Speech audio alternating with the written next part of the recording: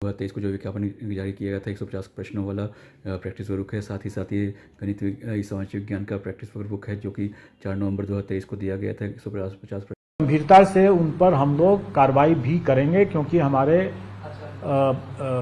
Notice में बहुत पहले से भी निकला हुआ है कि कोई जो इस तरह का बेबुनियाद अगर कोई कराते हैं, अफवाह फैलाते हैं, बेबुनियाद आरोप लगाते हैं, वो बेशक वो अगर उनके पास में सटीक सबूत है तो दें, और हम लोग अपने पोर्टल के माध्यम से उनका आमंत्रित भी कर रहे हैं।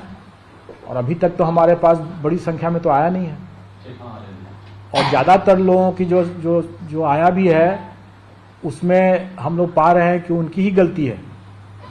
अब उन्होंने रोल नंबर गलत लिखा और उसके कारण से उनका अगर सिस्टम ने गलत अगर टेकअप कर लिया मार्क्स, जो रोल नंबर नहीं लिखते हैं सही होता है सिस्टम कभी कभी क्या करता है कि वो निकटवर्ती जो रोल नंबर होगा उसका मार्क्स उठा लेगा, और अगर निकटवर्ती रोल नंबर वाले का अगर मार्क्स अगर बहुत कम है तो उसको भी कम ही लिखेगा।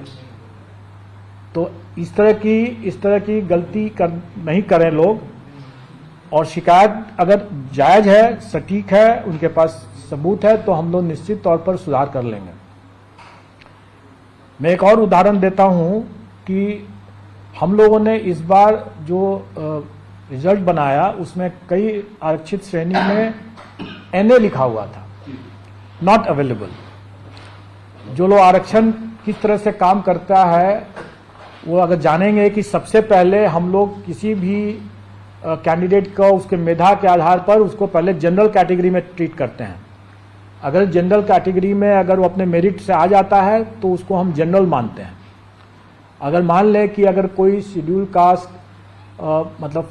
कोई रिजर्व कैटेगरी आरक्षित श्रेणी के कोई अभ्यर्थी अगर अपने मेधा से ही जनरल कैटेगरी में आ गए और उसके बाद आरक्षित श्रेणी का कोई कैंडिडेट बचा ही नहीं, तो हम उसका रिजल्ट आरक्षित श्रेणी में नहीं देंगे, क्योंकि अपने मेधा से वो जनरल कैटेगरी में आ चुका। तो बीपीएससी अध्यक्ष अतुल प्रसाद को आप सुन रहे थे। शिक्षक बहाली के दूसरे फेज की घोषणा की जा चुकी है, जिसका इंतजार तमाम अभ्यर्थी कर रहे थे।